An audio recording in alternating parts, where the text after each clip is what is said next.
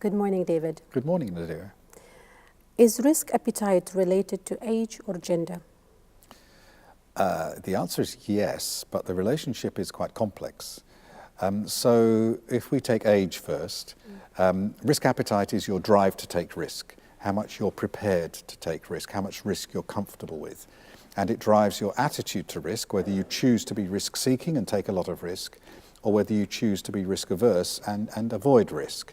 And then that attitude determines your behavior in terms of actually how much risk you take in practice. So let's take age. Do young people take more or less risk than older people? Babies and young children take a lot of risk because they're not aware. Yeah. So they will, if they see a fire and it's shiny and the flames are moving, they'll reach out and try and touch it. They don't understand that you go over the road and the car might be coming. You just want to go over the road and you don't understand. Yes. So often they take a huge amount of risk, but completely unaware. You also find with younger children, they want to climb trees and they want to play, they want to fight maybe or play games together. And we're constantly having to just protect them from themselves because they want to take a lot of risk. And then as they get a little bit more mature and older and they understand the consequences of their actions, maybe we find that young adults are a little bit more sensible.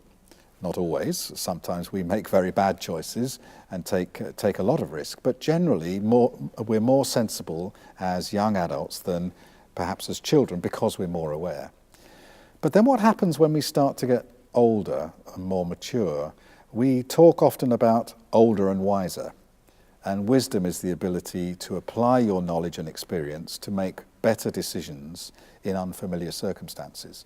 It's the ability to take existing knowledge and apply it to new situations.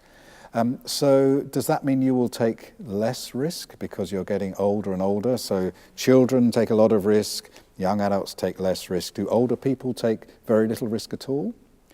Maybe there is some of that, but also there's the question of understanding yourself, having a clear sense of identity, knowing what you're good at and what you're not so good at. So maybe you can take more risk, but take it safely because you understand the limits of your capability and your competence.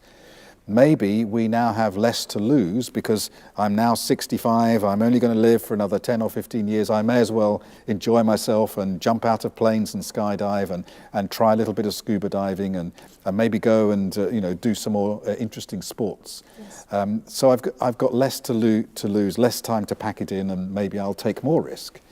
So we have the situation in older age where you are more aware of yourself and your circumstances and your capabilities, and maybe that will make you more cautious, but you also might find people who don't want to miss out and they're prepared in their last years to take more risk. So there is an influence, but it's not absolutely clear what it is.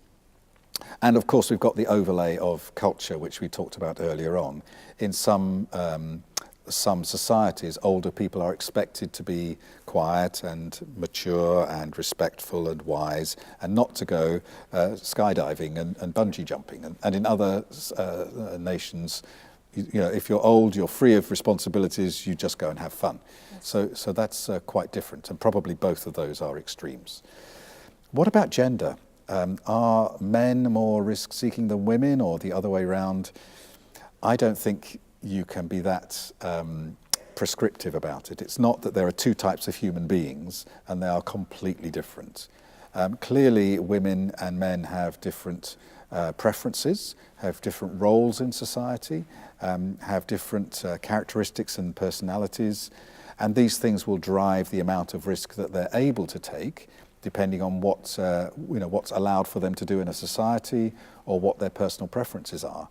But I think you find the full spectrum of risk-seeking, risk avoidance across women of all nations and also across men of all nations. So the influence of gender, again, there are stereotypes that you would expect to say, well, maybe men are more adventurous and women stay at home and are less adventurous.